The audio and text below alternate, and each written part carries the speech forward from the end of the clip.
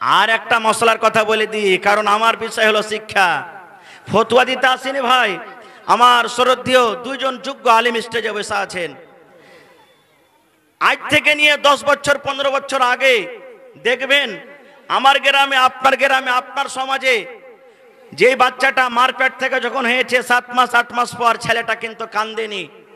তখন ওই ছেলেটা আমরা কি করেছি, ওকে গোসলও দিনি, ওকে জানাজাও দিনি, ওকে কবরস্থানে দফন করিনি। ওই কানটাতে, বাঁশতলাতে আর মাইন্দে, গোড়াতে, কোন কোন জায়গাতে আমরা তাকে পুঁতে দিয়েছি। এরকম হয়েছে না হয়নি? করেছেন না করেননি? কেন করেছেন?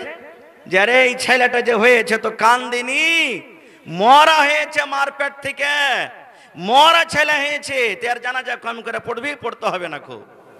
হে ভাই মুসলমান ভাইরা আমার, আল্লাহর নবী বলেছেন উম্মত 4 মাসের পর যদি তোমার স্ত্রীর পেট থেকে, তোমার বেটির পেট থেকে, যদি কোনো মহিলার পেট থেকে 4 মাসের পর সন্তানটা যদি দুনিয়াতে মরা হয়, যদি হওয়ার টাইমে না কান্দে, লড়াচড়া যদি না করে, 4 মাসের পর দুনিয়াতে বাচ্চাটা এসেছে, 4.5 মাস, 5 মাস, 6 মাস, 7 মাস, 8 মাস মরা যদি হয়, আল্লাহ রাসূল বলেছেন উম্মত রে, তাকে তুমি বাঁশতলাতে দফন করিও না, তাকে মাইন্দে তুমি দফন করিও না, তাকে বিনা গোসলে দফন করিও না, বিনা জানাজাতে তুমি দফন করিও না রে উম্মত।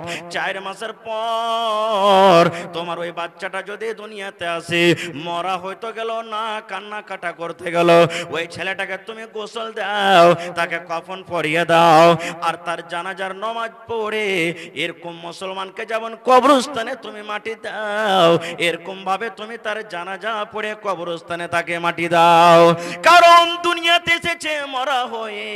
কিন্তু আল্লাহ রাসূল বলেছেন, আল্লাহ বলেন মায়ের পেটে যখন ছিল আমি আল্লাহ তার ভেতরে জান দিয়ে দিয়েছিলাম, তার ভেতরে রূহ দিয়েছিলাম। একবার তো মায়ের পেটে জীবন পেয়েছে, এবার দ্বিতীয়বার জীবন দুনিয়া তার পেল না, এই জন্য একবার জীবন মায়ের পেটে পেয়েছে। তাহলে 4 মাসের পর যে বাচ্চাটা দুনিয়াতে আসে, মৃত্যু হয়, বাচ্চাটা কান্না কাটা করে না। আল্লাহ রাসূল থেকে সহিহ হাদিস প্রমাণ আছে, ওই ছেলেটার জানাজার নামাজ পড়ে কবরস্থানে তাকে মাটি দিতে হবে।